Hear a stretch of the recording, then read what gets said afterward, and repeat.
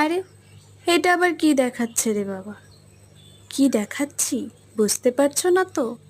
ঠাকুর ঘর গো, ঠাকুর ঘর। ঠাকুর ঘর? তোমাদের কি এতদিন ঠাকুর ঘর ছিল না? তা হতে যাবে কেন? এই যে আমাদের পুরনো ঠাকুর ঘর, আর ওই যে আমাদের গপু মহারাজ চুপটি করে বসে সব দেখছে। পুরনো ঠাকুর ঘরের অবস্থা এতটাই খারাপ যে সেখানে আর গপু মহারাজকে রাখা যাচ্ছে না। দেখো, চারিদিকে ভেঙে চুরে কি অবস্থা। তাই তো চকচকে পাথর বসিয়ে নতুন ঠাকুরঘর করা হচ্ছে। শুধু কি নতুন ঠাকুরঘর করলেই হবে? নতুন জিনিসও তো প্রয়োজন। তাই আমার নতুন শাড়ির ব্লাউজ পিস দিয়ে গপু মহারাজের সিংহাসনের পর্দা বানানোর কাজে লেগে পড়লাম। মাপ যোগ দিয়ে কেটে কাজ শুরু করলাম। আমি খুব ভালো একটা সেলাইয়ের কাজ পারি না।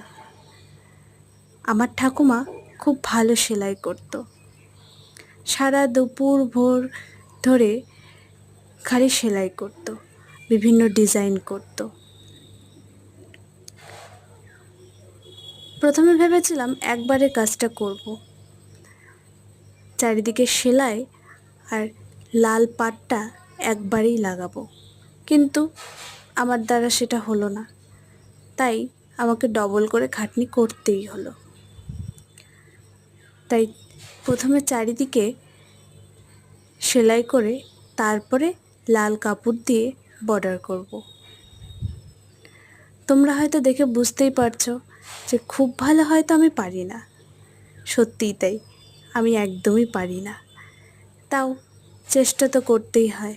চেষ্টা করতে করতেই তো চেষ্টা করতে করতেই তো শেখা যায়, তাই না? তোমরা যতটা তাড়াতাড়ি দেখছো ভিডিওতে, অতটা তাড়াতাড়ি কিন্তু আমি করিনি। প্রায় 1 ঘন্টা লেগেছিল এই কাজটা করতে, তারপরে হয়েছিল।